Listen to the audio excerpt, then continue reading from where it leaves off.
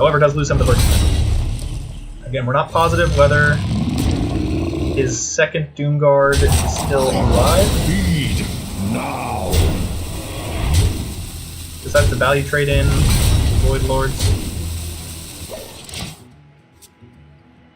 Duskbreaker here would be extremely strong, but unfortunately does not have an activator for it. No activator for the Duskbreaker, which is unfortunate to say the least. Gets the Ysera. It's a strong pickup from Free from Amber. Not in this case entirely different from having the Ysera in your deck, in that he had to play it on turn 10, couldn't play it on turn 8. That is sometimes one of the biggest boons of Free from Amber, that you get something as big as a 12/12 on turn 8 before people are able to deal with it. But I think we are likely to see a cube on that Doomguard simply because otherwise it dies for free. Somewhat protected by the Voidwalkers, but especially with the silence in hand, you would think that there's going to be a way to clear it. And again, once you've dealt with the Gul'dan resummon, you have oftentimes survived the worst from the Warlock. The incredibly strong Warlock class. If you can survive the onslaughts, it is a deck that you can fatigue. Yes. Oh yes. Plays the Lackey, which would seem to indicate that there is at least one more demon in this deck. We have the other Doomguard. We'll find out in a second. Cubes the Lackey. Interesting choice. Very interesting choice. Wanted to get the Doomguard out right away, and there is the other Doomguard. I have to say I'm very surprised by that play. Pushes a lot of damage face. Sets him up for a lot of lethal outs. You would need a Dragonfire and a Duskbreaker to clear this board. And even that would leave 2 2/2s in play. Not quite setting up lethal, but he doesn't have it. They aren't in trouble over here. Silence not doing any good against that cube at this point. I wonder. An unorthodox use of the cube here. You don't often see it played just as tempo to summon out a Doomguard. You would typically see it played on the Doomguard itself, but he recognized the opportunity, saw that there were not a lot of options from the Cambridge player that would be able to clear this board effectively. That Mountain Giant has put in work. Mountain Giant has gotten a lot of value. 5 mana taunt in the way is Quickly. gonna Nightmare it. Good play. Set up an 8-10. Could go up to an 8-13 if he decides to play the Talon Priest onto it. 13 health. You wish to live. Could soak up quite a lot. I like this play a lot from Bear. The Spellstone will be fully powered if he decides to play the Librarian. So that sends 7, and I do think this is lethal. He has 10, 14, 18. 18 plus 10, 28, definitely lethal. Way over lethal. So we will see another loss coming up for the Cambridge side as soon as he sees it. Put in a valiant effort, put up a last-ditch taunt. I bet you've never in your life seen an 8-13 Tarkrid before. That's a first for everybody. Well played. But that is going to do it for this game. Making careful he does the math correctly, even has extra damage with the basic manipulator. Dare summon me. And that just shows how devastating this Warlock deck is. You think you're safe? One turn later, the burst potential is just crazy. We will find out in just a second if that was the last game of the series or not. I hope for Cambridge's sake that it is not. But let's see what we have here.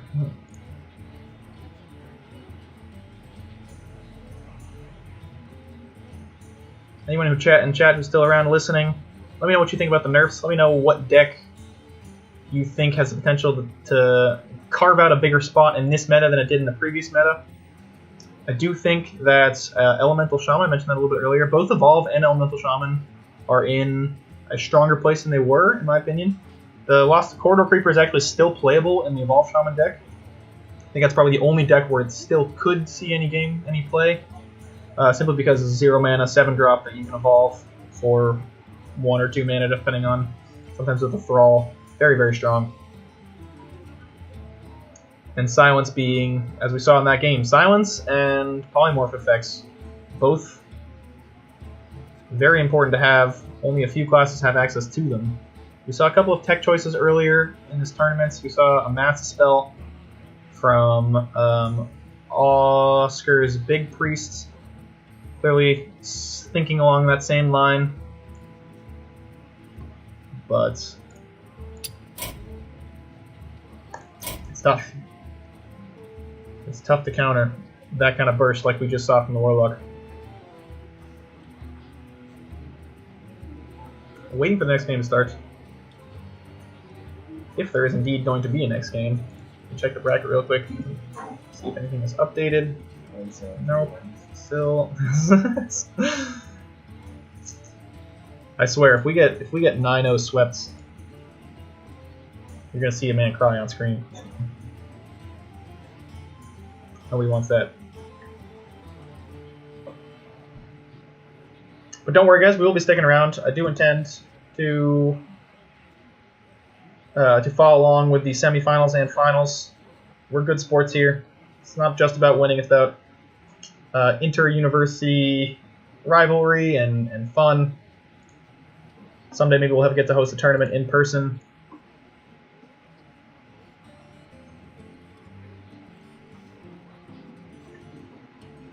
Hanging on the main menu. Not a good sign. I do believe that is it for that match. And Cambridge has gone down swinging. Hopefully we got a game from Barrington that one, from Meister Pokal. He was not the Meister of this Pokal. Bad news on that front. But we will just be waiting a few minutes for the semifinals to start. We have Piriaker versus Lahav in the top deck, and Manbear Panda versus Slushy in the bottom one. 4 out of the 5 Oxford contestants advancing. Dark Tiger being the unlucky victim who had to play a member of his own team in the first round. But if any of you guys are watching from home and are Cambridge or Oxford students, we would be looking forward to seeing you guys in a future tournament. Maybe we could have a bigger bracket, a little bit more involved. The more people we get, the more potential we have for things like prize money, for things like LAN tournaments.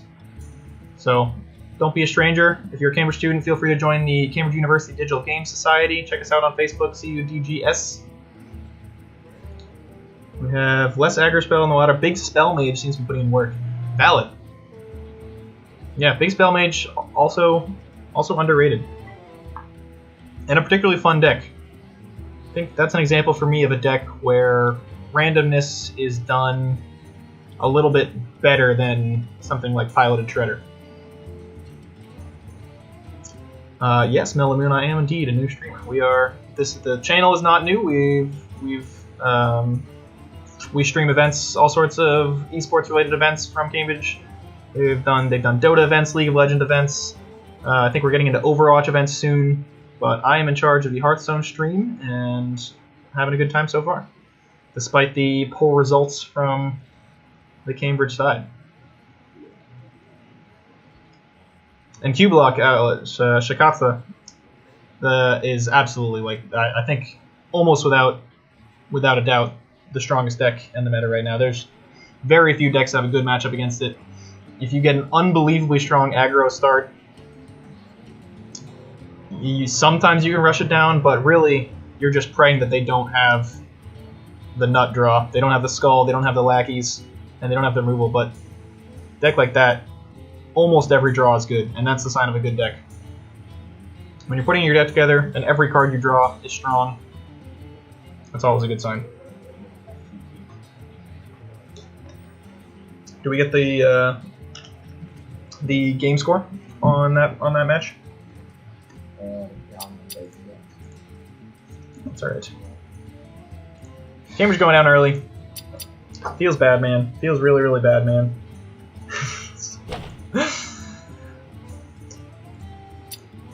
Valley coming in with a self-deprecating remark about not being able to rely on Patches and Corridor Creeper to carry him anymore. Is, of course, something that everyone has had to deal with, but with only 2 days to prepare, 2 days since the nerf, does make things pretty tough. A lot of variables. It is a testament, Hearthstone, despite all its many flaws, it is a testament to the game and the creativity of the people playing the game that even a nerf to 4 small cards can have such a big difference in shifting the meta. I think all of us are still nonetheless eagerly awaiting the next expansion and the next standard rotation. But in the meantime, this has rejuvenated things a little bit. But yes, you're absolutely right that the loss of Rozakus Priest has made Q-Block very, very difficult to beat.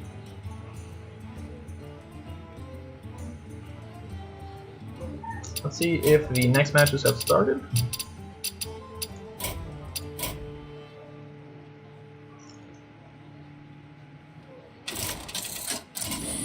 Apologies for the wait on that front. Alright, we did miss the first 2 turns of this. Apologies for that. To my side. Animalkin coming out. The Huffer is an unfortunate pickup for Edan, but let's see what the spell is. The secret? Don't know. Until right now. Seeker's Wandering Monster. Got some serious Weasel Tunneler shenanigans going on our casual computer next door. And not a Spell Hunter, which was my initial thoughts, but instead Secret Hunter with a Spellstone. We did mention earlier the Spellstone's quite strong, and the Hunter Spellstone especially. It's a fairly low price to pay.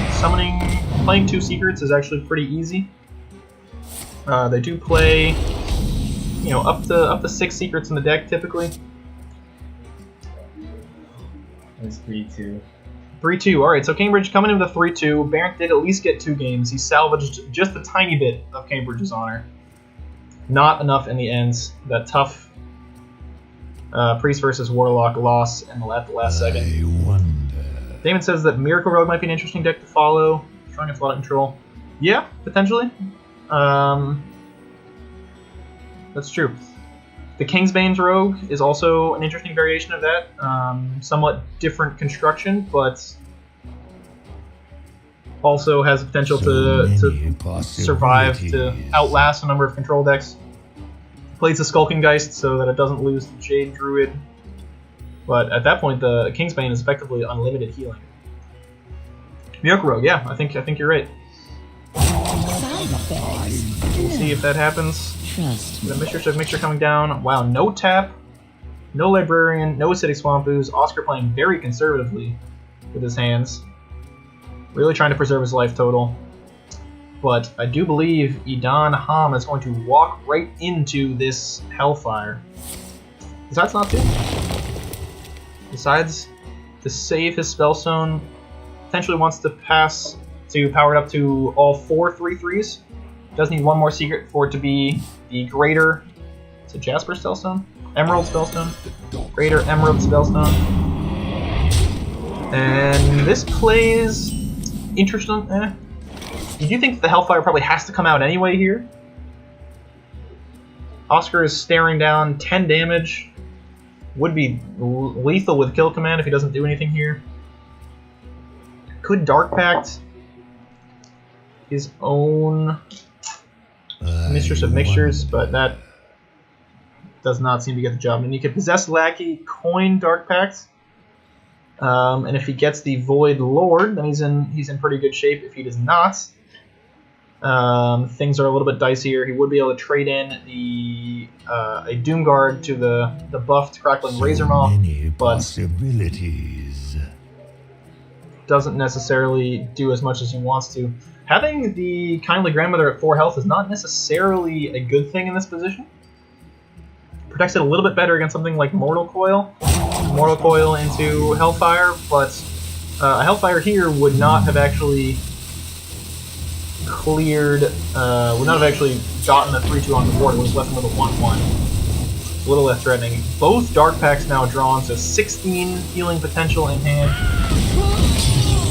Defile, of course, very nicely clears here. Leaves him with a 3-1. And now you have both Spellstones. Is going to play the bigger one first. Gonna walk. I don't think there's any world where this doesn't get Hellfired at this point. But that does, of course, do 3 damage to himself. We are going to see probably... He'd like to draw a Secret here. If he could do Secret into Spellstone again, that would be pretty strong from Idan. Tempo Swamp Ooze is an option. We do know from previous matches that Oscar's deck has 2 Acidic Swamp Oozes in it. Really playing heavily teched against weapons. I don't know if the 3-2 is particularly meaningful here, but as we can see from Idan's hand, it would trade into one of the 3-3s, of which there are currently only 2. So I don't mind the tempo out there. I think Oscar is in extremely good shape this game. Has 16 health worth of healing before he even gets Gul'dan. Gul'dan, of course, representing even more. 5 mana summon 2 3-3s. Still not terrible. It's one of the reasons that... Oof. Idan, of course, just being missed the kill command draw, was 2 mana off lethal, or 2 damage off lethal, whichever way you want to think about it. But that is pretty much going to wrap up this game. Don't see any way that he's going to be able to get that amount of damage done. Alley Cat is a terrible draw. He's going to try to survive as long as he can, squeeze in some hero powers, but he's going to get the bad news that Oscar has the second Dark Pact. Also has the ability to coin out the Gul'dan on turn 9, which would be before even Idan had the ability to squeeze in enough hero powers to get him into kill command range. There's the cube.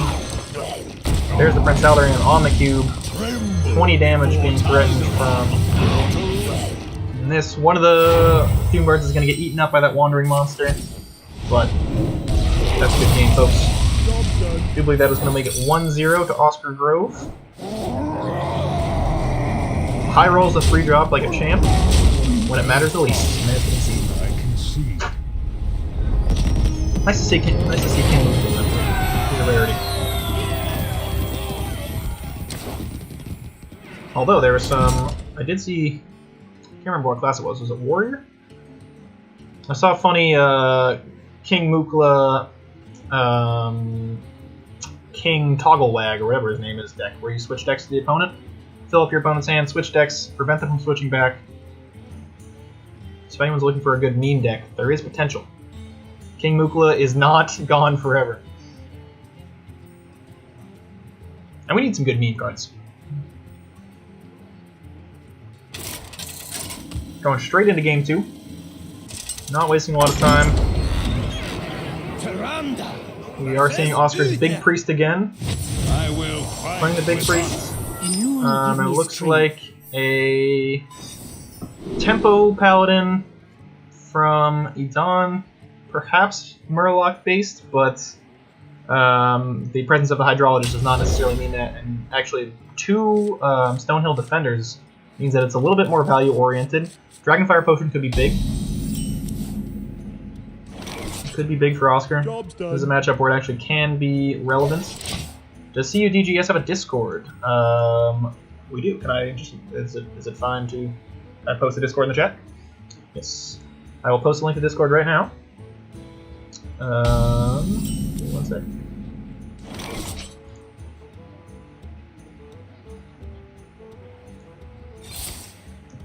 Job's done. You will regret this. There's the Discord. Feel free to join. All are welcome. We don't discriminate based on what university you go to. Once again, Oscar picking up the Barnes. Oscar having, besides the first game where he drew poorly and still managed to pick up the victory, has had pretty nice luck with his Barnes. Drawing it again. Got the Obsidian statue last time. Silverhand Recruit needs a little bit of a heal. Those guys take a real beating, so... Ooh, we got a hand buff Paladin. You love to see that. Also a deck that I think has some potential. Hasn't seen play really since Mean Streets of Gadgetzan, but... Grime Street Enforcer, for example, extremely strong card. If that card lives once, you're looking at, you know, a 5-mana 12/12 at times, sometimes even better than that.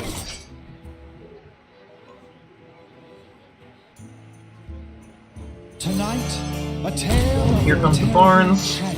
What is he going to get? Another Obsidian Statue. So, Idon has a couple options here. He's just going to go ahead and trade right away. Doesn't think he's going to hero power this turn, so it doesn't make sense. He goes up to 1/1, so strong result there. No resummon available immediately for Oscar. Picks up the Spellstone, which is going to be a little bit difficult to activate, but he should get there eventually. And has a Wind Fury minion in his deck. You don't see the Wind Fury minion in hand, so I'm not sure which one it is, but Massive Spell actually coming useful in this one. Oftentimes you see Corpse Taker played just for the Taunt and Divine Shield, sometimes with Lifesteal, very rarely with Wind Fury. But I like that tech. Picks up an Eye for an Eye. I didn't see the other options, but that is a strange choice of cards in any circumstance. Maybe just trying to mess with his head. Ooh, Shadow Essence is another nice pickup. Gets the Yasharge. Will the Yasharge pick up the other one? It will. Cognitive bias here, but I swear, every time Yasharge comes down, he summons himself. There's the Getaway Kodo.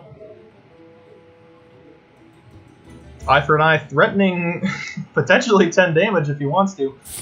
Unlikely that Oscar is going to go face with it, but crazier things have happened. Any of these minions are easy to pick up from the Getaway Kodo, so I understand that. Getaway Kodo with Hydrologist, infinite value, and another Silence could definitely be useful coming against the Obsidian Statue when that gets resummoned, which is inevitable at this point. Does have the Shadow Visions, can fish for an Eternal Servitude.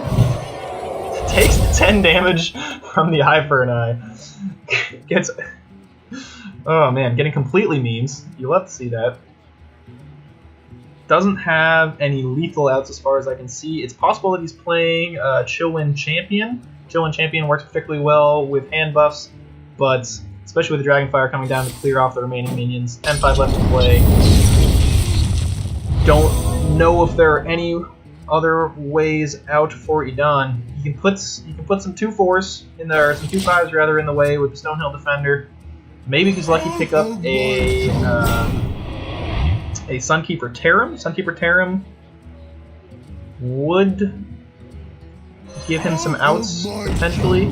There it is, yeah, that's big. He's gonna delay just a second, make it not quite as obvious if that's what happens. Sunkeeper Tarim, unbelievably strong card. We saw more Paladin.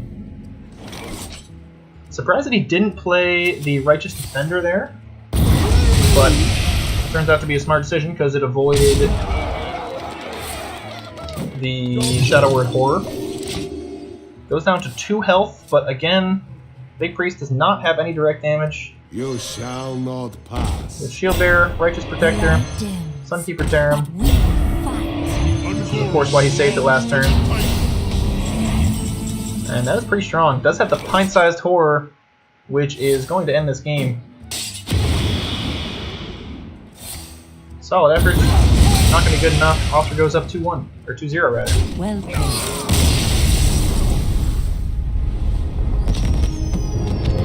A quick lead for Mr. Grove.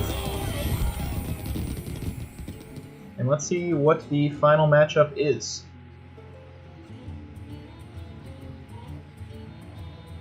Oscar's final deck being, of course, Druid. Priest, Druid, Warlock, so we'll be seeing the Druid come out.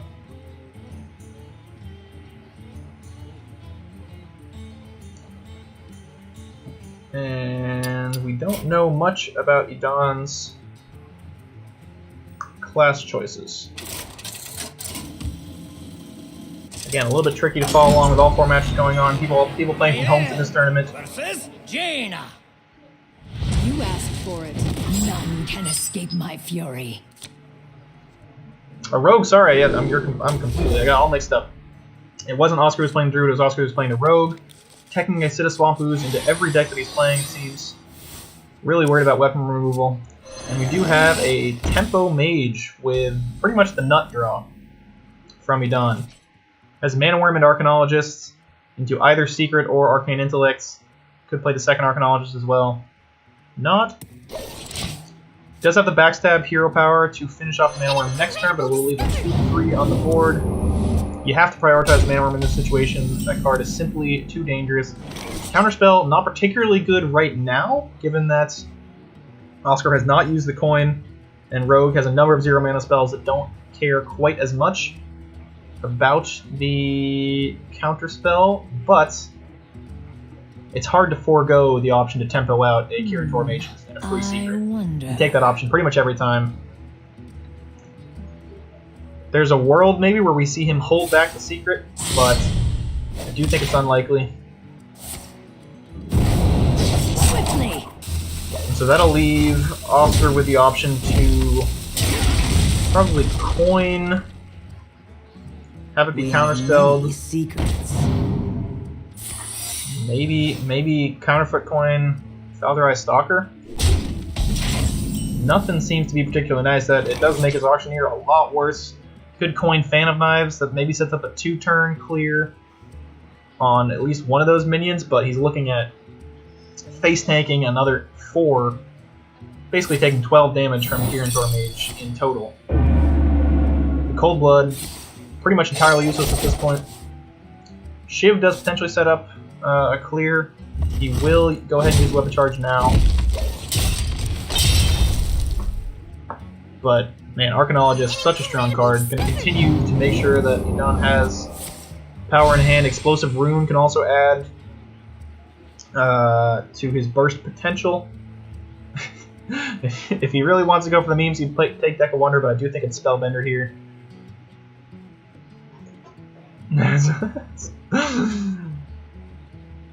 Polymorph not terrible, but there just aren't enough. The only thing that's good against he goes for the Deck of Wonders. We see it. Oh, you love to see that. I hope he plays it next turn. Oscar drawing nothing but cheap spells. I think you have to play the Shiv hero power, but you can't clear anything with a hero power. Coin Elven Minstrel feels super bad, man. So I think you tempo out the Acidic Swamp Ooze and cry a little bit. Does have the 2-game lead. Has a buffer to work with. Next turn. Next turn, Deck of Wonders hero power. Hopefully, that's the world that we're all dreaming of. I think it's not unlikely that we see the Arcane Intellect, but. Or even the Explosive Rune. The Explosive Rune, extremely strong against Gadgetzan Auctioneer. He does coin Valderai Stalker. Strider, rather. Which trades nicely into the board that he has in front of him. Ooh. Ethereal Arcanist looks very similar to the card, the 5/5 that gets reduced cost every time you play Secret, but a different effect. Just goes for the Explosive Rune Ping. Not a ton of options here. He can play the Cold Blood, make it a 6/4, but so that he can activate the Elven Minstrel. Sap, definitely not what you want to do against a Secret Mage with an Arcanologist. Nothing particularly appealing here. Might just be Acidic Swamp Ooze hero power. You can't clear both minions no matter what you do. If you draw with Elven Minstrel, I'm not positive what you're drawing toward. You have, regardless of what you do, you're not going to have enough spells to play with the Auctioneer. You have used all of your cheap spells effectively. You could draw Prep. But not in a great situation. Is going to go for the Cold Blood Elven Minstrel play. And we see this game is a good example of how important the loss of the Patches, South Sea Captain, Swashbuckler core is. You can of course continue to play that combo, but it is not nearly as effective as it used to be. Hero Power Ping is going to end the game. Fireball Ping, rather. And Edon Tom climbs back 2-1. Not over yet. Playing Conquest mode, of course, so we will be seeing the rogue again from Oscar. Shouldn't take him too long to pick his.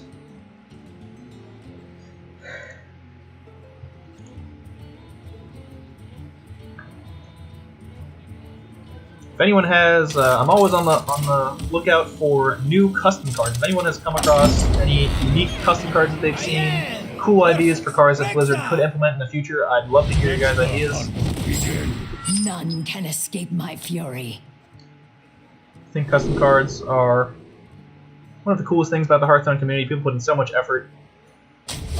Occasionally see people on the custom Hearthstone subreddit cranking out entire expansions with really new and unique themes.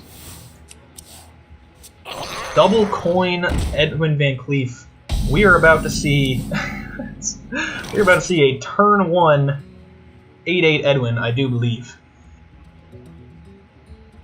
I don't think it does leave him with a turn 2 hero power, but Hunter has just nothing they can do against turn 1 8/8. Oscar off to a unbelievably fast start in this game. That's incredible. It is going to set him up for a weak turn 3. Hero power turn 2 is fine. And he does risk the Crackling Razor Maw poison. Ooh, doesn't quite get it. Decides to go for Summon 2 Plants. Taunt was also an option, but it would have gotten taken out by the hero power, which is pretty much inevitable. Sinister Strike, weak draw. Man, the poisonous would have been huge there. That was what he really needed. It was a 3 and 10? 3 and 11 maybe? Forget how many adapts there are. But if this is a race, Oscar is winning it. I think we are likely to see the Shiv here, probably clear off the Razor Maw. You're not too worried about the Kindly Grandmother.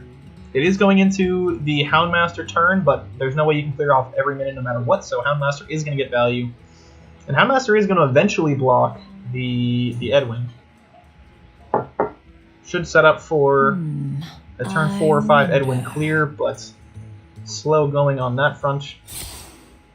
Shiv into Backstab would be a decent draw. Stop the hero power. Send that Edwin face. Already has done 16 damage.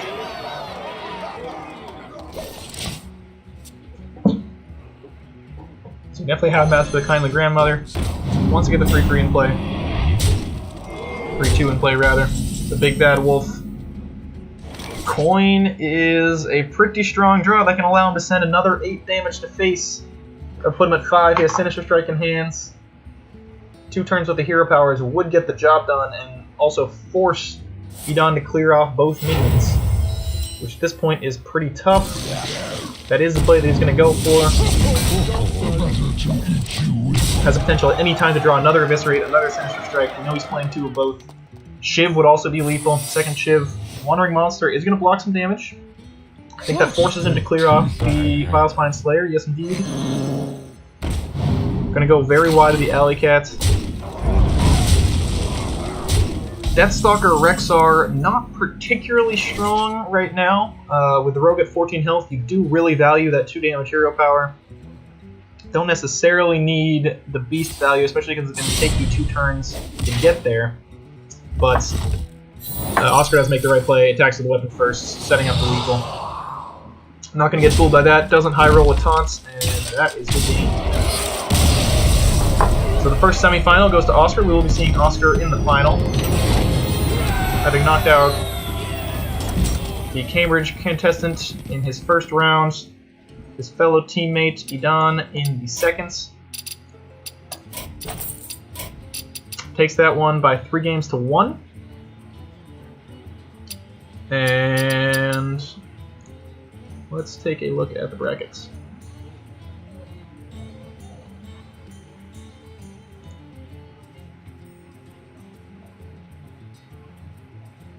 Looks like Man Bear Panda and Meister Pokal did not completely update their match on the bracket page, but we will see how he is faring. How John Martin, aka Man Bear Panda, is faring against Slushy, aka Matt Barnfield. We apologize once again for the confusion with the battle tags and the people's real last names. Doing the best we can here. Death is eternal. My turn is... Ultimate Station coming down. Can he clear both Sarges? He can. Just barely. 1 damage to spare. Draws the Arcane Tyrant. Or had the Arcane Tyrant, rather. So, that's gonna be a pretty big swing there. Can we get the other hand in here? We can. So, a lot of Resurrect mechanics. Resurrect the Sarge takes 0 power. But Jade's already at 3/3. Yeah, you don't like to draw the to summon the Barns with the Sarge. That feels pretty bad. Wow. Hits him with a wow.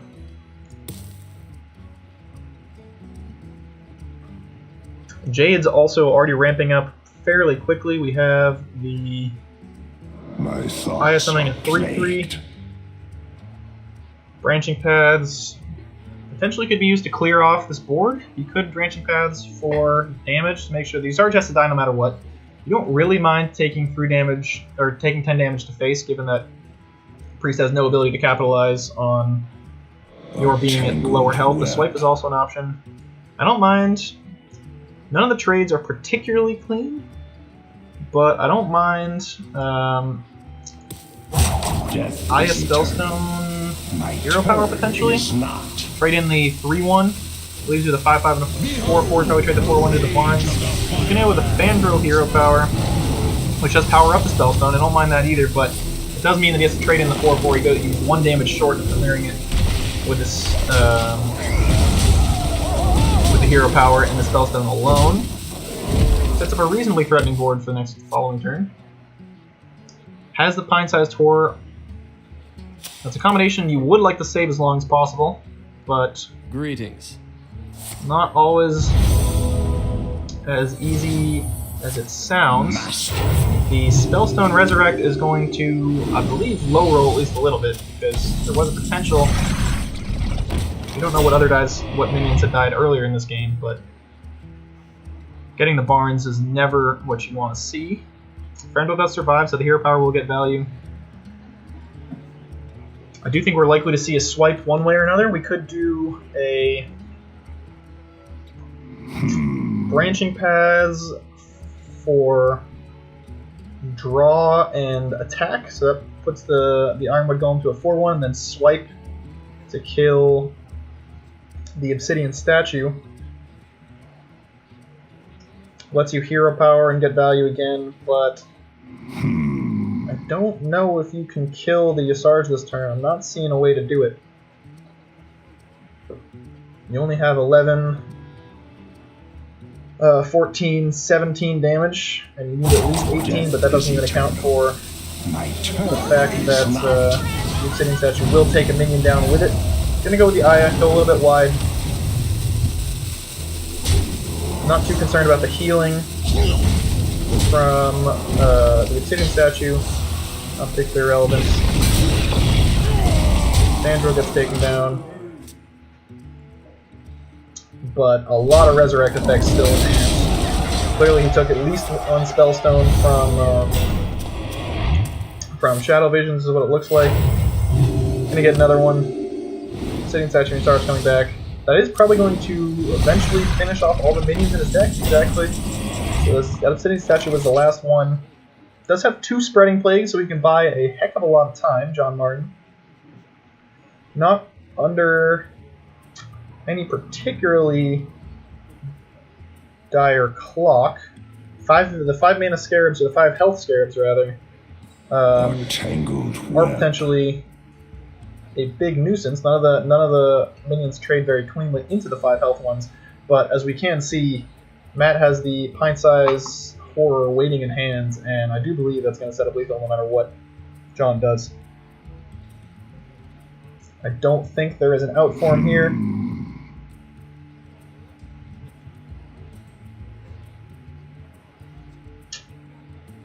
Jade Behemoth certainly doesn't do it. Coon can't play for armor. Eternal. My turn And doesn't is have any not. other impact if you play it for crystals. Even branching pads. Let's see, 16, 20.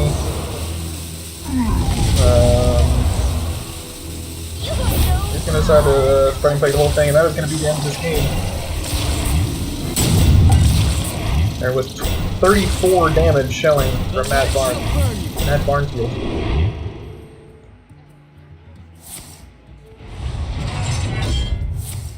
Ooh, look at that. Does that save him?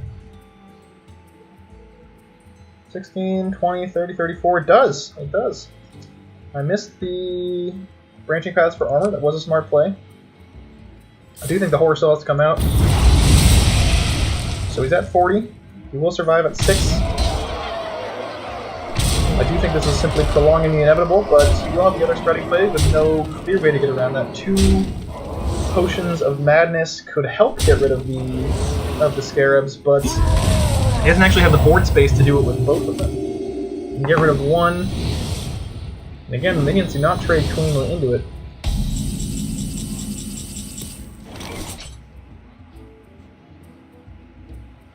There's Sarah.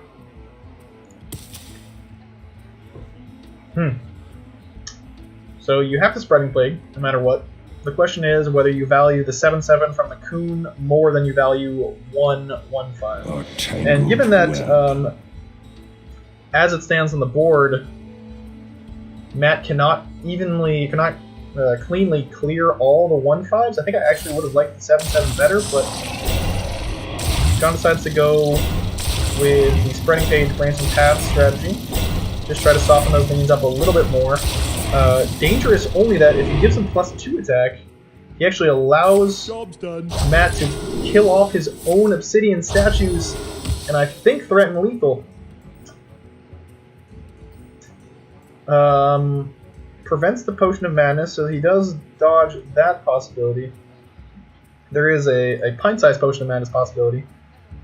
But I think you trade in both obsidian statues, hope for the best, hope to kill off 2 of the 3/5s, and you can pint-size potion, and there should be lethal here no matter what. I think regardless of what minions the obsidian statues kill. Oh! I do think that is a mislethal. Uses the pint-size just to try to clear off all these minions, but seems to have really missed the opportunity to kill off his own obsidian statues, but not value the immediate destroy mechanic of those minions. Likely not going to make a difference in the long run. However, picks up the anti-magic shell, which just for the screenshot we hope to see next round. That would be, he has 12, 22, 26. 29, 32, 42 damage on board, and the anti-magic shell represents another 14, so he would have had 56 damage on the board. Doesn't get a chance to show it. There's a concede. Matt Barnfield takes this game. These guys squaring off to see who is going to be facing Oscar Grove in the final.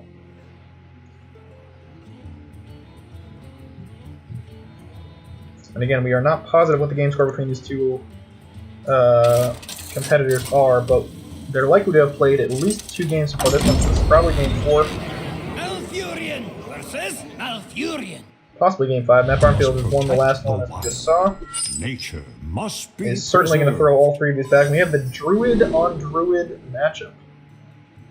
We have the mirror matchup, Jade Druid. Matt deciding to keep the Fandral Jade Idol. Interesting choice. Gets a little bit lucky with the Jade Blossom. Would not have had any ramp otherwise. Done. I do think we're likely to see that on turn 2. Coin Jade Blossom so that he can play. He can play the Oaken Summons on 4. Oaken Summons, however, not being particularly threatening in this game, as it will not be able to attack, isn't going to be able to pressure the life total at all. Sort of just puts an immobile wall in the way, which eventually will get matched up against the likes of Aya Blackpaw. There's the coin Jade Blossom, which will be countered by a Jade Blossom of John Martin's own. And the tech cards in this matchup can really be quite decisive. Things like the Arcane Tyrant, things like Kuhn, although we've seen most of these decks, although not at all, can be decisive. We did see, for those of you that watched the HCT finals, the World Finals, we saw from Frozen's deck that he was playing Violet Teacher and Mark of the Lotus, allowing him to go very wide, get minions filled, or boards that were filled up with 2/2s and 3/3s, and won actually a number of Druid Mirrors precisely as a result of that. Matt Barnfield given the 4 mana, Jasper Spellstone, keeping the Fandral alive, which again is not currently threatening, but at any point is a risk to really blow this game wide open. Spellbreaker is going to delay the Jade count by 1. I do think we're likely to see it this turn, otherwise it'll be too late. There are not a lot of silence targets in this matchup at all. But Jade Behemoth is of course another option. Would already have him at 3/3 Jade Golem, I wonder. which is starting to get a little bit difficult. Branching Paths is almost certainly going to be used for draw at some point, but he does want to capitalize on Spellbreaker value while it's still there. Value trades both minions, almost forcing a hero power. No Ultimate Infestation for John Martin, so we don't... oh, there it is, and so now he's almost definitely going to ramp with Nourish. That makes that decision very, very easy. He can ramp and Branching Paths for armor, potentially. He could drop an empty Fandral on the board, sort of foregoing any Fandral value earlier in the game. He's just going to hero power, finish off 3-1, and set up what could be a devastating Ultimate Infestation. Has a 3 mana crystal advantage in the Druid matchup. Definitely is relevant. Second Jade Behemoth picked up, so the Jade count is going to continue to grow. These are often the two sides of the same coin that you see in this matchup. One Druid is likely to get ahead on ramp, the other Druid likely to get ahead on Jade counts, but Kuhn Ultimate Infestation is going to catch him right back up on the board, refill his entire hands. Both competitors playing very quickly at this point. Spellbreaker and the hero power are going to trade off into 5/5. 7/7 will go down to the Jade Behemoth from the 4/4 that's remaining, but Matt Barnfield is slowly running out of steam, and John definitely is not. Tons of gas in hands. Jade Behemoth, Ironwood Golem is decent. You can threaten with the Fandral because it's unlikely to get cleared if you hide it behind the Jade Golem, Jade Behemoth rather. No reason to cycle at this point, I don't think. And Spreading Plague isn't strong enough, so the other option would be to swipe.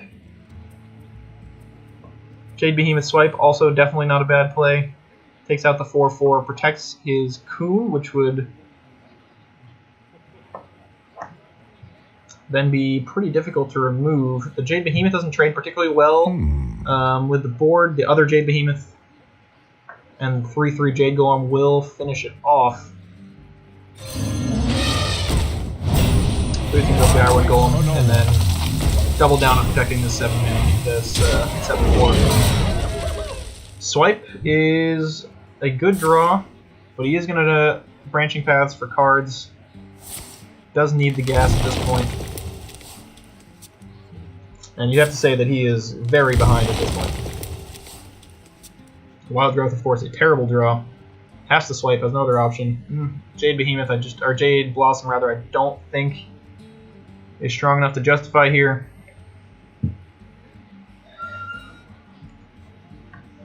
You don't want 7 attack minions starting to go face at this point.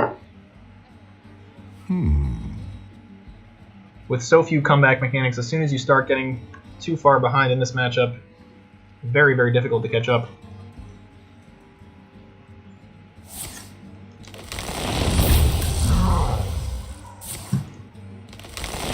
Time waits for no one.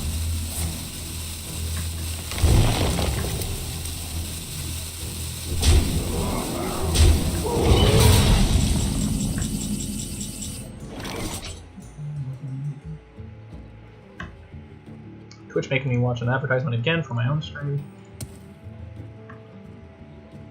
So Malfurion, another good draw. Gonna go for Fandral, Jade Idol, then Nourish play. Very smart, making sure that he shuffles the Jade Idol to attack first before he starts to draw them.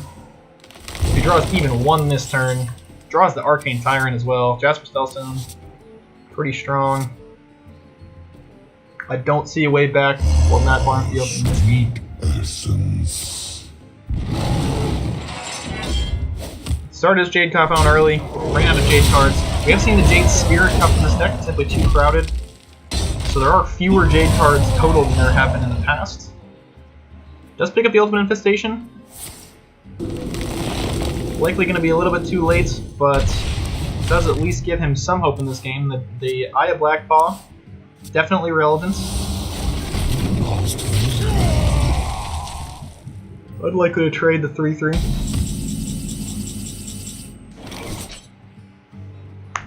Well, John Martin could Branching Paths for armor to upgrade both of his Spellstones. Malfurion will also upgrade both of the Spellstones, so that's probably a stronger play.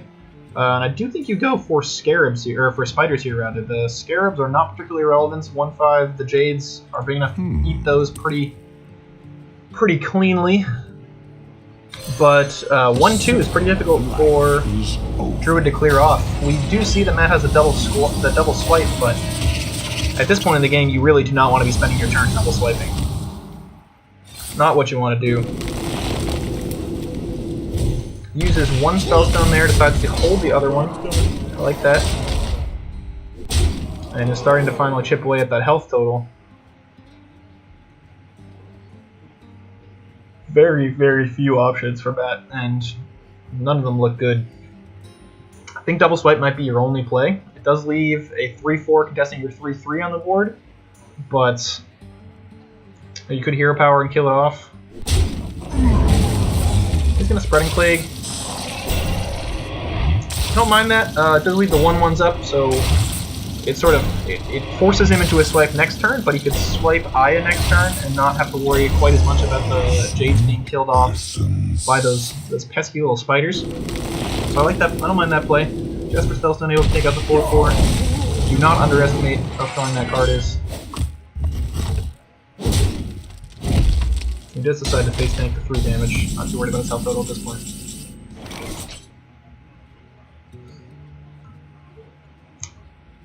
So we're likely to see a swipe from John as well, I think. Probably going to cycle those Wild Growths as well. Spreading Plague for 2 is not particularly strong. I don't think that's particularly relevant. The swipe is good because it clears off the 4/4 and then helps the 4/4 Arcane Tyrant and helps your 4/4 Jade Golem trade cleanly into one of the Scarabs. But 6 mana summon 2 1/5s is another thing that feels pretty bad, man. Spiders, again, doing a lot of work. You see how valuable it was that you picked those spiders instead of the Scarabs.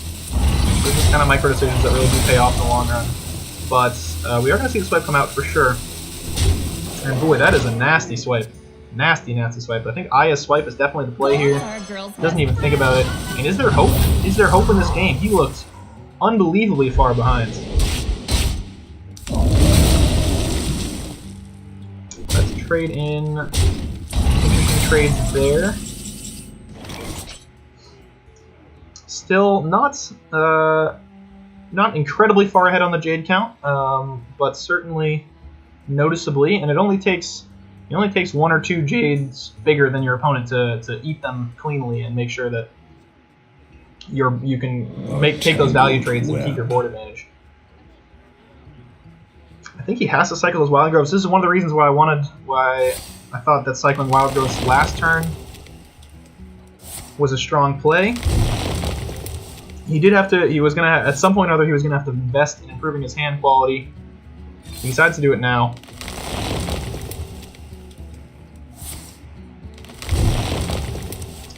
But in a little bit of a tricky situation. Does have He can use all 3 of these Jade Idols to summon if he wants to. Is He has another one in his deck, turn is not. and just like that, he is all caught up on the Jade count. Has a hero power that is 3 times as strong as his opponent's. And Jasper Teltone quite cleanly kills that 6/6 Jade Idol. Aya blocked, of course, by the Scarabs, which puts her in an awkward position. Second Ultimate Infestation picked up by Matt, but I don't think that's going to be enough. Spreading Plague will buy him some time, but look at how easily those Scarabs just get eaten up by the board that's out. And we will see the second Ultimate Infestation for sure coming out next turn. I don't think there's any other play. Arcane Tyrant's being strong again. We have seen the Arcane Tyrant tech really helping Matt out. Second one played this game has certainly helped him stay on top of the board, but this one is likely to die to a 10 mana, deal 5 damage, draw 5 cards, gain 5 armor, summon a 5/5 ghoul. Don't anyone forget how unbelievably overpowered that card is. We may get distracted at times, A tangled but web. that card is broken.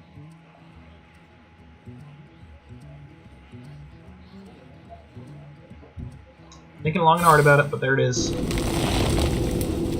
No reason to go clear off 3 of these Scarabs. I don't think there's any reason to attack with a 1/2. And he draws an Arcane Tyrant of his own, so matching him step for step, but just having gotten there a lot quicker, having filled up his hand a lot sooner. Matt cannot even kill off his Aya unless he uses his hero power, which is not really what he wants to do. He wants to play the Ultimate Infestation. Instead decides to swipe. This will allow him to trade the Aya into the 7/5. Create a 7 mana, 7/7 golem of his own, which trades easily into the board, but he's gonna get the bad news. Decides to draw last. Also know what you want to see. Jade Idol needs to be shuffled. This is the second one. He decided to keep the Jade Idol, turn 1. I'm out of cards. John also forced the shuffle here, but will be drawing 1 mana 8/8 for the rest of the game.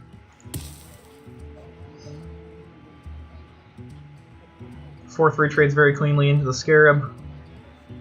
And you might leave the 7/7 up. You might not be too concerned about it. I don't mind Jade Behemoth, Jade Blossom, Jade Idol, for Jade Idol Shuffle, of course.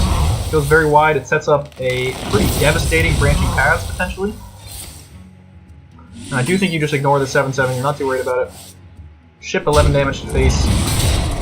Sets up 11, 17, 22, 26, 35 damage on board with another, well, 32 once he kills off the 3/6.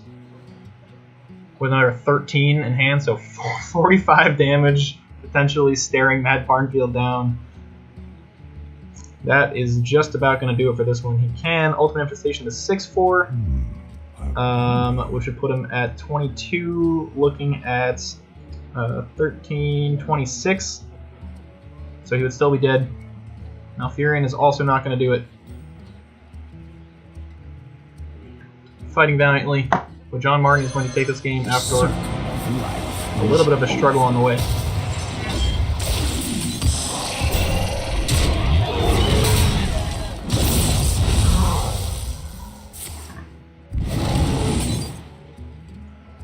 If anyone's still hanging out in chat, has any questions for me, any questions for the CUGGS, any questions about something as benign as life in Cambridge, feel free to ask.